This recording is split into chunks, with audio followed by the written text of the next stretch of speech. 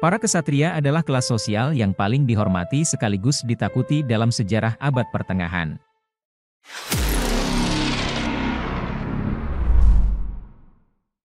Saat tidak sedang berperang, para kesatria dalam sejarah abad pertengahan biasanya akan tetap menjaga penampilan dan mengasah keterampilan.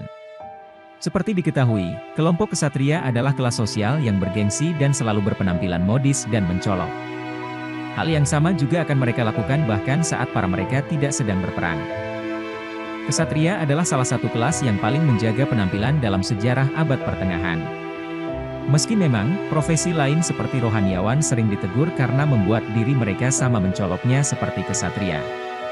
Meskipun pakaian tidak terlalu berbeda di antara kelas-kelas, mereka yang mampu membelinya cenderung mengenakan bahan berkualitas lebih baik dengan kecocokan yang jauh lebih baik. Tunik, stoking, jubah, sarung tangan, dan topi dari segala bentuk dan ukuran semuanya dipakai. Dalam sejarah abad pertengahan, pakaian sering dianggap sebagai bagian dari properti kena pajak. Selain itu, pakaian adalah simbol status, dengan bahan tertentu dibatasi pada bangsawan oleh hukum. Selain tetap berpenampilan modis, para kesatria dalam sejarah abad pertengahan tetap mengasah keterampilan. Selain berlatih, mereka biasanya akan mengikuti turnamen yang dapat mengasah ketajaman pedang mereka. Pertandingan ini memiliki dua format, yaitu pertempuran simulasi dan jousting. Pertempuran simulasi adalah turnamen dengan kesatria harus menangkap sesama mereka untuk tebusan.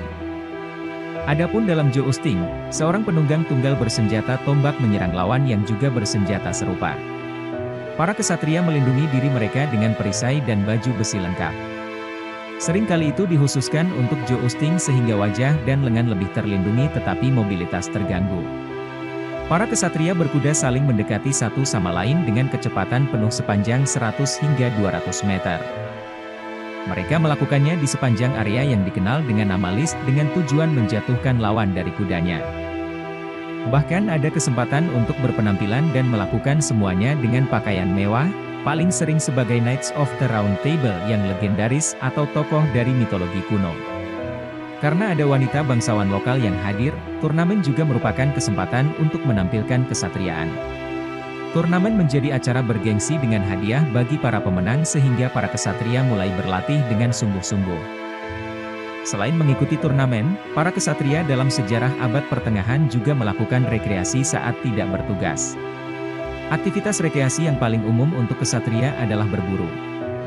Aktivitas itu sepertinya juga bertujuan untuk tetap mengasah keterampilan mereka sebagai kesatria. Dengan demikian, meski sedang rekreasi sekalipun, para kesatria tetap berlatih. Mereka menggunakan pemukul dan anjing pemburu. Saat siap, tanduk ditiup untuk memberi sinyal, dan kemudian para bangsawan berkuda dengan sekelompok anjing pemburu untuk mengejar hewan seperti rusa, babi hutan, serigala, rubah, dan kelinci. Begitu seekor binatang terpojok, seorang bangsawan diberi kesempatan untuk membunuh hewan buruan menggunakan tombak atau busur. Falconry adalah pengejaran populer lainnya.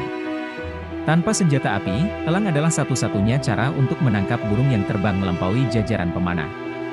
Bagi bangsawan dalam sejarah abad pertengahan, seluruh olahraga memiliki mistik dan mitologi tentang hal itu, di luar pengalaman mereka mendapatkan hewan buruan.